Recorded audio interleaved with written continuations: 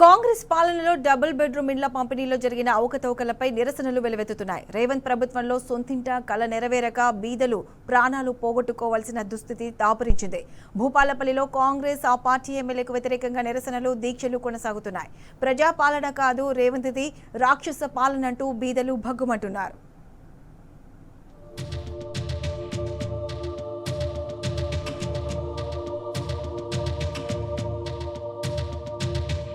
జయశంకర్ భూపాలపల్లి జిల్లా కేంద్రంలో double bedroom ఇండ్ల పంపిణీలో జరిగిన అక్రమాలపై ఆందోళనలు వెల్లువెత్తుతున్నాయి. గత ప్రభుత్వం ఎంపిక చేసిన జాబితాలో పేర్లుండి కాంగ్రెస్ లిస్టులో పేర్లు లేని లబ్ధిదారులు ఆందోళనకు గురవుతున్నారు.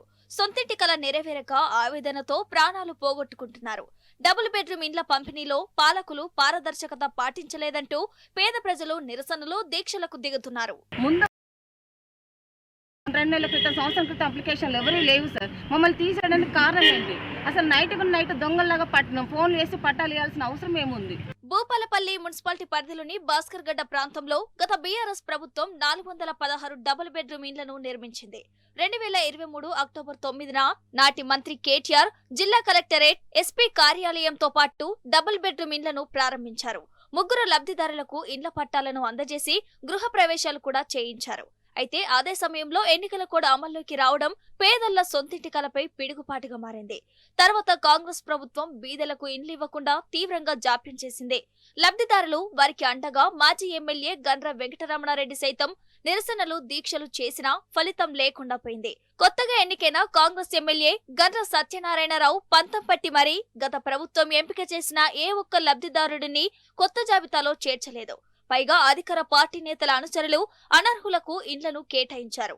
దీంతో కాంగ్రెస్ ప్రభుత్వం ఎమ్మెల్యే గండ్ర సత్యనారాయణరావుపై బాధితులు దుమ్మెత్తిపోస్తున్నారు. ఎమ్మెల్యే కోటరి బ్యాచ్ ఒక్కో ఇంటికి 1,00,000 నుంచి 2 లక్షల రూపాయల వరకు వసూలు చేసిందని ఆరోపిస్తున్నారు. పేదవాళ్ళకి ఇండ్లు ఇవ్వకుండా ఉన్న వాళ్ళ దగ్గర డబ్బులు తీసుకొని ఇచ్చారు. మరి ఎవరైనా చచ్చిపోతే అందరికి చెట్ల కింద వేస్తున్నారని చెప్పి బాధతోటి మేము ధర్నాలకు మొదలు పెడితే మరి 3 లక్షలు తీసుకొని అందరూ ఉన్న వాళ్ళకి ఇచ్చేసారు. మరి అప్పుడున్నటువంటి భవేష్ మిశ్రా గారు, కలెక్టర్ గారు, అప్పుడు మరి 4కి 5 సార్లు మరి గెస్టెడ్ ఆఫీసర్స్ని పెట్టి ఒకటికి 4 సార్లు మేము సర్వే చేయించి పేదవాళ్ళకి ఇస్తున్నామని చెప్పేసి పేరిచ్చారు. మరి అది ఎక్కడికి వెళ్ళిపోయింది? మరి అప్పుడు కలెక్టర్ గారు కాదా చేసింది? ఆ కలెక్టర్ గారు ఇచ్చిన దాన్ని ఈ కలెక్టర్ గారు ఎట్లా మారుస్తారు? మమ్మల్ని అర్థం చేసుకుని ఇల్లు కనుక ఇవ్వకపోతే మేము మాత్రం ఆమరణ నిరాహార దీక్ష చేస్తామని చెప్పేసి మేము మీడియా మిత్రులకు మేము ధన్యవాదాలు చెప్పుకుంటూ మేము తెలియజేస్తున్నాం.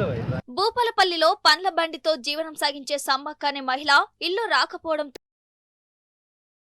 గత ప్రభుత్వం ఎంపిక చేసిన జాబితాలో పేదరాలు చేర్చారు. జిల్లా కలెక్టర్ సమక్షంలోని లబ్ధిదారుల ఎంపిక జరిగింది. కానీ తర్వాత కాంగ్రెస్ లిస్టులో ఆమె పేరు గల్లంతయింది. డబుల్ బెడ్రూమ్ ఇండ్లు ఇవ్వాలని ఎంత వేడుకున్నా ఆందోళనకు దిగిన అధికార పార్టీ కనికరించలేదు.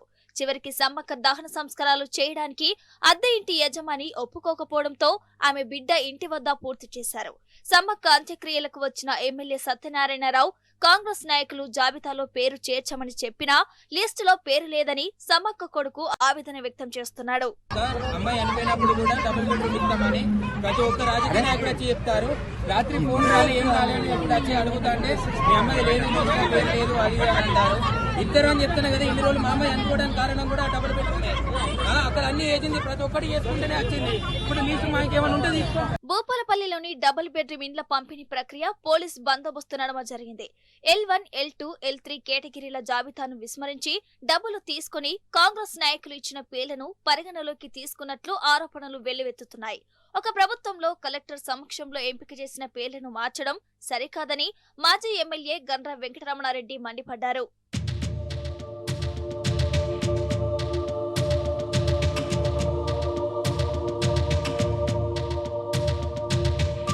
ఎమ్మెల్యే గండ్ర సత్యనారాయణ పేదల సొంతింటి కలను కళ్ల చేశారంటూ కాంగ్రెస్ జాబితాలో పేర్లు రాని పేదలు రోడ్డెక్కుతున్నారు. పేర్లు తారుమారు చేశారని, అనర్హులకు ఇండ్లు కేటాయించారంటూ నిరసనలు, దీక్షలు చేపడుతున్నారు. ఇప్పటికే ఎమ్మెల్యే సత్యనారాయణరావు క్యాంపు కార్యాలయాన్ని సైతం ముట్టడించారు. పేదరికం కొలమనంగా డబుల్ బెడ్రూమ్ ఇండ్లు ఇవ్వాలే తప్ప అనర్హులు దారుణమని బాధితులు మండిపడుతున్నారు. అధికార కాంగ్రెస్ కు తగిన గుణపాఠం చేస్తామని హెచ్చరిస్తున్నారు.